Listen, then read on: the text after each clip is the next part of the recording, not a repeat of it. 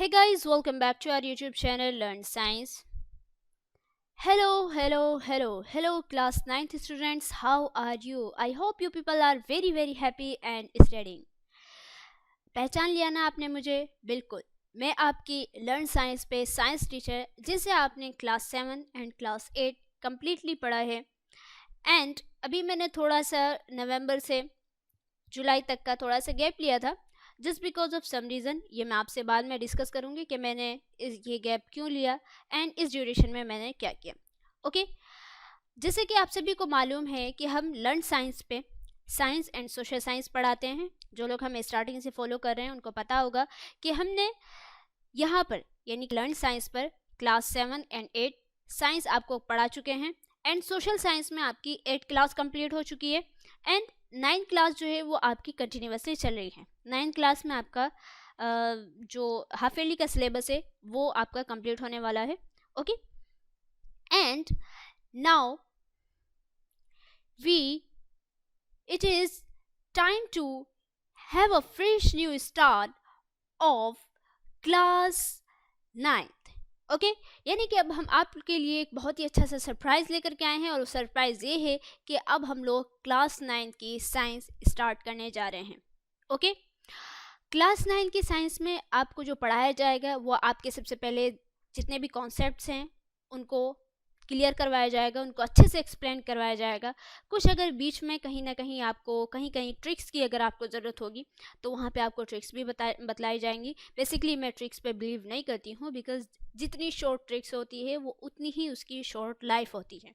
Okay, ये आप हमेशा याद रखिए कि ट्रिक्स जो होती हैं वो आपको एक जो कोर स्टडी होती है उनमें ट्रिक्स को ज़्यादा अप्लाई नहीं किया जाता है, बिकॉज जो ट्रिक्स होती हैं वो बस जितनी शॉर्ट होती हैं, मैंने कहा ना स्टार्टिंग में कि जितनी शॉर्ट ट्रिक होगी उतनी ही शॉर्ट उसकी लाइफ होगी, उतनी शॉर्ट उसकी मेमोरी होगी, उतनी टाइम के लिए वो आपके दिमाग में रहेगी। बाकी बाद में अगर आप ये सोचेंगे कि मैं उस ट्रिक्स के ज़रिए से ये कर लूँगा या ये कर लूँगी तो वो आपके लिए इतनी फ़ायदेमंद नहीं रहती, आपको भूल जाते।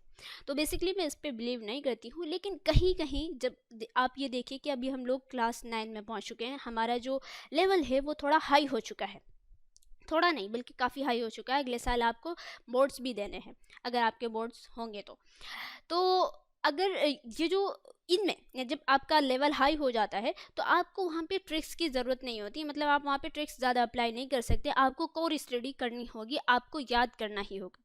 तो कहीं कहीं लॉजिकली आपको याद कराना पड़ता है, हमने भी याद किया है, कुछ हम हल्की फुल्की सी कहीं पे ट्रिक्स अप्लाई करते हैं तो वो हमें याद हो जाती है, वो चीज़ें मैं आपको बतलाऊंगी।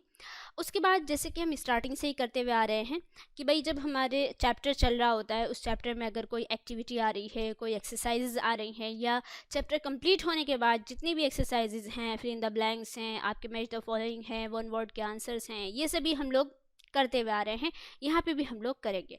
बेसिकली अगर आप एनसीईआरटी की बुक देखें, बहुत सारे बच्चे पढ़ भी रहे होंगे अभी, तो आप उनमें देखेंगे कि वहाँ पे एक्सरसाइजेस कम हैं, बस बीच में क्वेश्चंस हैं और उनको क्वेश्चंस को आपको करना होता है। लास्ट में जो है वो जो आपके क्वेश्चन आंसर्स दिए हुए होते हैं उन्हीं में ही कोई वन वर्ड का, कोई टू वर्ड का, इवन के उसी में शॉर्ट, उसी में लॉन्ग, इसी तरीके से, मतलब एक्सरसाइज जो है जिस तरीके से हम लोग 7 8 में हम लोग करते थे अलग से, वैसे नहीं है। लेकिन फिर भी जो भी चीज़ें होंगी वो आप आपको कम्प्लीटली कराएंगे। Short answers, short question answers होंगे एंड लॉन्ग क्वेश्चन, ये सभी के सभी आपको करवाए जाएंगे। ठीक है, लॉन्ग में आपके चाहे वो 1 पेज का हो या 5 मार्क्स का जो होता है आपका, ठीक है, ये आपका जो है शॉर्ट आंसर क्वेश्चंस होते हैं, 1 वर्ड के हो गए, 2 वर्ड के, इवन के 2-3 लाइंस के हो गए, तो उनको भी आपको करवाया जाएगा एंड लास्ट में आपका एक टेस्ट कंडक्ट करवाया जाएगा। ठीक है, मैंने आपको हमेशा से बोला है कि मैं टेस्ट इस वजह से कंडक्ट करवाती हूँ ताकि आपने जो भी कॉन्सेप्ट पढ़े हैं, जो भी एक्सप्लेनेशंस पढ़ी हैं, जो भी चैप्टर आपने कंप्लीट कर लिया है, वो टेस्ट दे करके आप अपने आप को जांच लें, परख लें कि आप कितने पानी में हैं, आपको कितना आता है। बिकॉज जब तक आप टेस्ट नहीं देंगे, जब तक कि आप कोई एग्जामिनेशन नहीं देंगे, तब तक कि आपको नहीं पता लगेगा कि भाई मैं कहाँ हूँ, यानी कि मुझे कितना आता है। आपने बहुत अच्छा है पढ़ लिया, बहुत अच्छे से एक्सप्लेनेशन भी कर ली, लेकिन वो एक्सप्लेनेशन आपको याद है या नहीं है, क्योंकि सुनने में तो बहुत अच्छा लगता है, अच्छा अच्छा मैंने सुन लिया, मैम ने बोल दिया तो मुझे आ रहा है, अच्छा आ रहा है, लेकिन जब आप खुद बैठते हैं, जब आप खुद उसको करने के लिए बैठते हैं या याद करने की कोशिश करते हैं, तो आपको उस वक्त अंदाज़ा होता है कि कहीं ना कहीं मैं जो है ये चीज़ भूल रहा हूँ, या ये मेरे जहन में अच्छा नहीं है, यानी ये मेरा वीक पॉइंट है। दैट इज़ वाई मैं टेस्ट को कंडक्ट करती हूँ। स्टार्टिंग से ही मैंने किया है, क्लास 7th में भी ऐसे ही किया था, क्लास 8 में भी ऐसे ही किया था, क्लास 9th में भी मैं ऐसा ही करूँगी। और आपकी ये पूरी जिम्मेदारी है कि आप हर एक टेस्ट को पूरी ईमानदारी के साथ, पूरी निष्ठा के साथ ज़रूर अटेम्प्ट करेंगे, और उसके जो मार्क्स आएंगे, जैसे भी मार्क्स आएंगे, आप मुझे ज़रूर बतलाएंगे। ओके, ये मुझे उम्मीद है मेरे बच्चों ने किया है। अगरचे बच्चों ने थोड़ा कम रिस्पांस दिया था, लेकिन फिर भी मुझे उम्मीद है कि इस बार बच्चे थोड़ा और ज़्यादा सीरियस हो जाएंगे। और बेटा, आप लोगों को सीरियस होना पड़ेगा। आप लोग अब क्लास 9th में पहुंच चुके हैं। आपके ऊपर ये भी जिम्मेदारी है कि भाई मुझे आगे जा कर के मुझे कौन सा करियर चुनना है। जो भी आप करियर चुनते हैं, चाहे आप देख लीजिए कि इवन कि अगर आपको किसी अच्छी सी यूनिवर्सिटी में एडमिशन लेना है, बीएससी बीए के थ्रू, या बीए में जाना है, ग्रेजुएशन करना है, कुछ भी करना है, आपको डॉक्टर बनना है, इंजीनियर बनना है, आपको कोई भी छोटा मोटा कोई भी एग्ज़ाम देना, कोई भी मतलब किसी भी कहीं पे भी एंट्रेंस लेना है, तो आपको एक बड़े लेवल के एग्ज़ाम में एंट्री करनी पड़ेगी। ठीक है। अब तो पूरी जो गवर्नमेंट है उसने जो आपको नॉर्मल से जो हम किसी भी, जैसे हमें किसी भी यूनिवर्सिटी में एडमिशन लेना होता है, तो हम वहाँ जा कर के उसका एंट्रेंस एग्ज़ाम देते थे, और अगर हमारे मार्क्स आ गए, या आपकी जो 12th की जो मार्कशीट है उससे भी बेस पे भी हो जाता था एडमिशन। लेकिन अभी देखिए CUET का जो एग्ज़ाम आपने सुना होगा, ये बेसिकली उन बच्चों के लिए है जो कि अच्छी यूनिवर्सिटी में ग्रेजुएशन करना चाहते हैं। तो देखिए, आप हर जगह कंपटीशन इंक्रीज़ होता जा रहा है, तो आपको अभी से सीरियस होना पड़ेगा।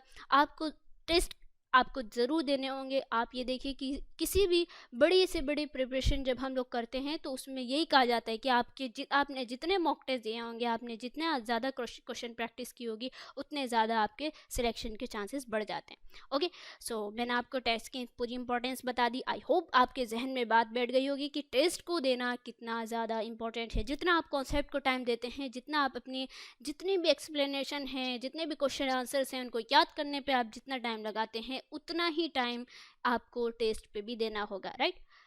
एंड लास्टली, आपके जो डाउट्स होंगे वो मैं आपके ज़रूर क्लियर करूँगी। आप जब चैप्टर पढ़ लेंगे, पूरे के पूरे आपने चैप्टर पढ़ लिया, चैप्टर पढ़ने के बाद आपको लगता है कि कहीं ना कहीं मेरा जो है ये वीक पॉइंट हो गया, या मुझे नहीं समझ में आ रहा है, मैम को एक और बार समझाना चाहिए, या मैम को मुझे नहीं समझ में आ रहा, तो मैम को मैं बतला देता हूँ।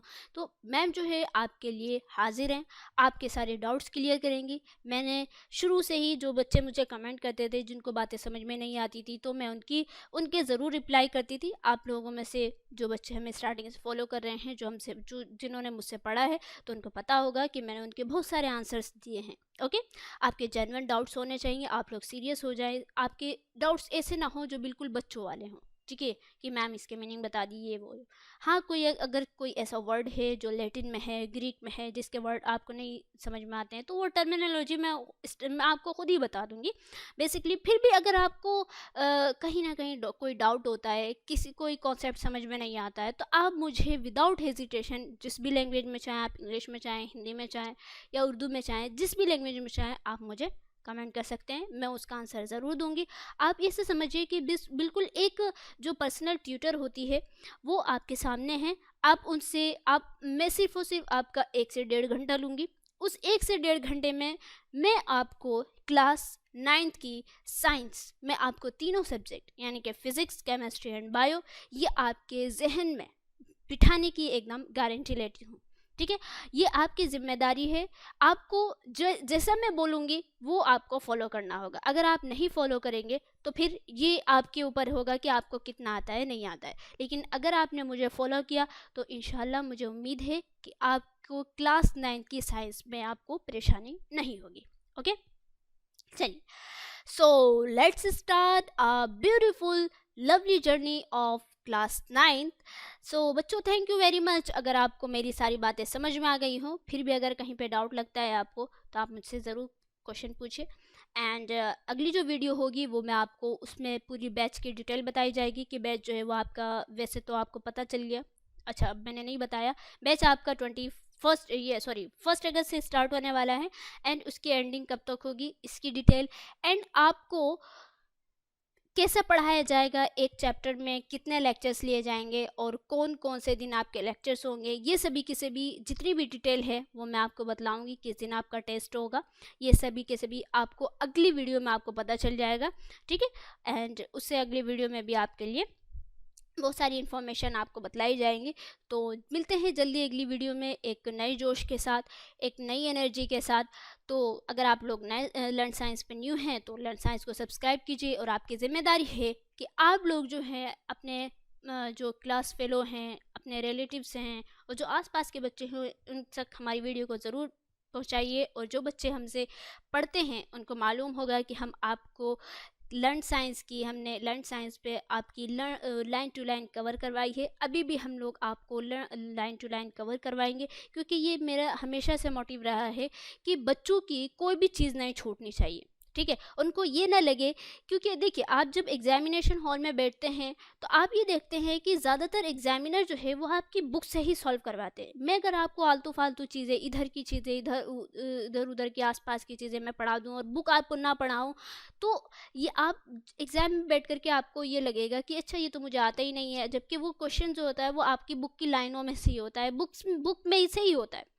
तो इसी वजह से मेरा सबसे बड़ा फोकस ये रहता है, सबसे ज़्यादा फोकस ये रहता है कि आपको बुक की लाइन टू लाइन आपको याद हो जाए। और आप ये जब भी किसी बड़े कंपटीशन में आप देखेंगे कि वहाँ पे भी क्या करवाया जाता है कि आपको एनसीईआरटी की या जो भी कोई भी बुक है, बेसिकली एनसीईआरटी ही बेस होता है सभी कंपटीशन का, तो उसकी लाइन टू लाइन कवर करवाई जाती है। उसी से ही कहा जाता है कि भाई आप इसी को ही रट लो, यही सब चीज़ है आपके लिए, इसी से ही आपके सिलेक्शन होने वाला है। इसी वजह से मैं भी आपके NCERT line to line cover करवाऊंगी इंशाल्लाह ताला।